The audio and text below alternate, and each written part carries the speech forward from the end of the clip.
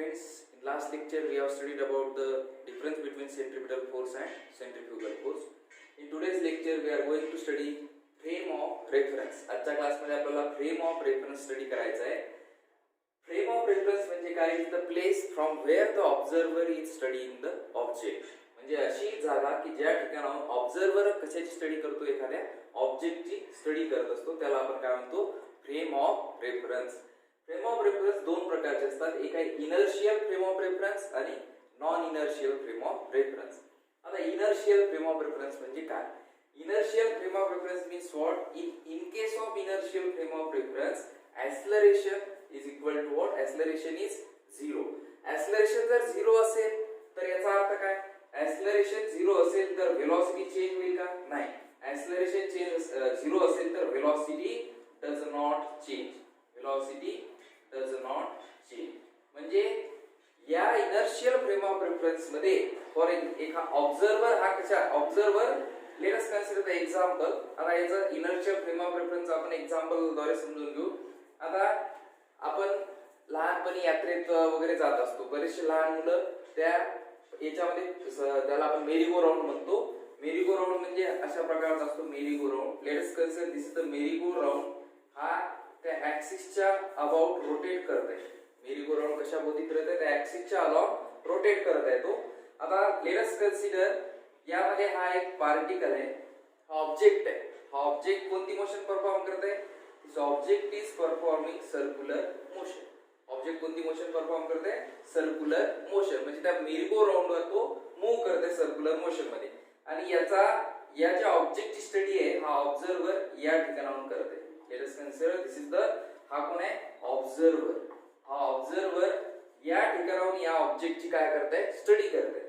म्हणजे हा जमिनीवरून त्याचा या ऑब्जेक्टची स्टडी करता. म्हणजे या ठिकाणी ऍक्सेलरेशन किती असणार? 0. ऍक्सेलरेशन काय असणार?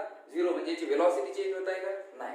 म्हणजे अशा प्लेस वरून जर एखादा ऑब्झर्वर एखाद्या ऑब्जेक्टची स्टडी करत असेल ज्या ठिकाणी ऍक्सेलरेशन 0 म्हणजे वेलोसिटी जर चेंज होत नसेल तर त्याला आपण काय म्हणतो? Inertial frame of reference. काय म्हणतो त्याला आपण? Inertial frame of reference.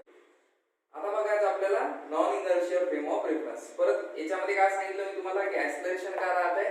0. Sorry, acceleration not equal to 0. म्हणजे त्याचा अर्थ काय? वेलोसिटी काय होत आहे? चेंज होत आहे.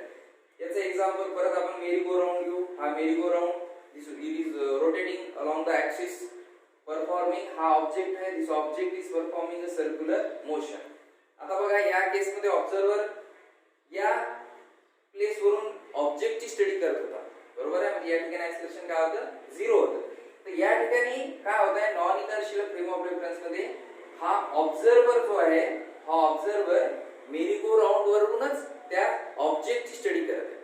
काय करत आहे? म्हणजे या मेरी गो राऊंड वर याच पोझिशनवर या ठिकाणी राहून तो या ऑब्जेक्टची काय ऑब्जेक्ट आहे या ऑब्जेक्टची काय करत आहे? तो स्टडी करत आहे. याचा अर्थ काय की हा ऑब्झर्वर आणि ऑब्जेक्ट दोघेही कोणती मोशन परफॉर्म करत आहेत? सर्क्युलर मोशन परफॉर्म करत आहेत. बरोबर आहे.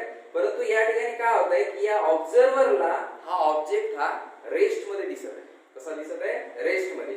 आता रेस्ट मध्ये जर दिसत असेल तर या ठिकाणी फोर्सेस बॅलन्स असायला हवेत सर्व. परंतु या ठिकाणी कंडिशन अशी होत नाही. याच्यामध्ये इनर्शियल फ्रेम ऑफ रेफरन्स आणि non inertial frame of reference आपण जे वेगळ्या याच्यामध्ये स्टडी करतोय याचं कारण मेन म्हणजे या ठिकाणी न्यूटन्स लॉज ऑफ मोशन्स जे आहेत Newton's laws of motion in case of inertial frame of reference ते व्हॅलिड होतात आणि non inertial frame of reference मध्ये ते व्हॅलिड होत नाही. ते आपल्याला त्याचं डिटेल एक्सप्लेनेशन आपल्याला पाहायचं आहे. आता काय सांगत होतो मी की इनर्शियल फ्रेम ऑफ रेफरन्स मध्ये न्यूटन्स लॉज ऑफ मोशन्स काय होतात? व्हॅलिड. म्हणजे माझं सांगण्याचं तात्पर्य हेच आहे की या इनर्शियलला आणि नॉन इनर्शियलला दोन वेगवेगळ्या फॉर्मॅट मध्ये आपण अभ्यास करण्याचं कारण काय की इनर्शियल फ्रेम मध्ये Newton's laws of motion valid होतात आणि याच्यामध्ये नॉन इनर्शियल मध्ये Newton's laws of motion valid होत नाही. आता याच्यामध्ये Newton's laws of motion valid कसे होत आहेत बघा. या ठिकाणी बघा ऑब्जेक्ट कोणती मोशन परफॉर्म करत आहे? This object is performing circular motion, uniform circular motion. काय कोणती मोशन परफॉर्म करत आहे? Uniform circular motion. आता सर्क्युलर मोशन परफॉर्म करत आहे म्हटल्यावर या ठिकाणी कोणता फोर्स अप्लाय होत आहे? सेंट्रीपेटल फोर्स, ज्याला आपण कशाने डिनोट करतो? Centripetal force FCP. मी CP सेंट्रीपेटल फोर्स. आणि आपण मागच्या लेक्चर मध्ये पाहिलं की centripetal force is equal to what? Square upon R. According to Newton second law of motion काय सांगतो की force is equal to mass into acceleration. So this is force is equal to हा m means what mass आणि v square upon r. हे बघा v square upon r हे म्हणजे काय एक्सेलरेशन आहे.